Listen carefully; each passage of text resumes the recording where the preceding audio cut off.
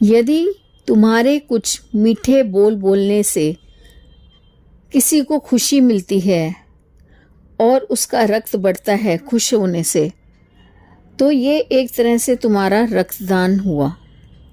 और यदि तुम्हारे मित्र किसी संकट में हो और आप उसी समय उसके साथ हो और उसकी पीठ पर हाथ रख के बोलो कि मैं तुम्हारे साथ हूँ, तो यह एक तरह का श्रमदान हुआ।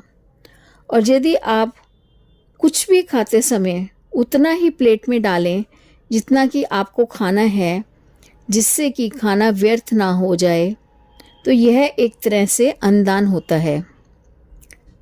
मेरे प्यारे बच्चों, यदि तुम यह सब हमेशा ही करते हो, जैसे हमेशा सबके साथ मीठा बोलना, चाहे वह मनुष्य कोई भी हो, चाहे वह तुम्हारा मित्र हो, पड़ोसी हो या तुम्हारा कोई रिश्तेदार हो, या बेशक से कोई अनजान ही व्यक्ति हो, अगर तुम्हारे वाणी के स्वर सदा मीठे होते हैं और तुम्हारे मीठा बोलने से सामने वाला व्यक्ति कितना भी गुस्से में हो, तुम्हारी मीठी वाणी सुनकर उसका गुस्सा भी शांत हो जाएगा।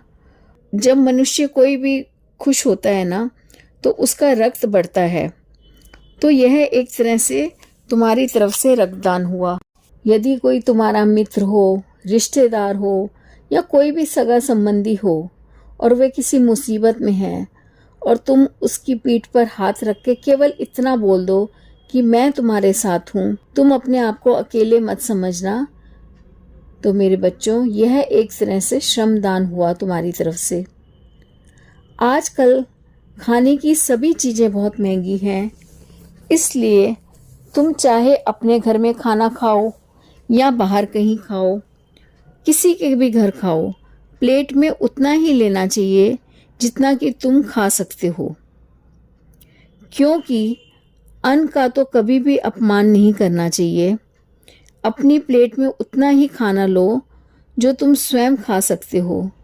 यदि तुम ऐसा करते हो तो यह एक तरह से तुम्हारी तरफ से अन्नदान हुआ। यह तीनों तरह के दान जो तुम्हारी तरफ से होते हैं, ये किसी को दिखते नहीं हैं, पर यह भी एक तरह से बहुत बड़ा दान है जो तुम्हारे द्वारा किसी दूसरे को दिया जा रहा है। मेरे बच्चों, हमेशा श्रद्धा और सबूरी के साथ सबके साथ अच्छा व्यवहार करो, जिससे तुम्हारी दिन दूनी रात चौगनी तरक्की होती रहेगी।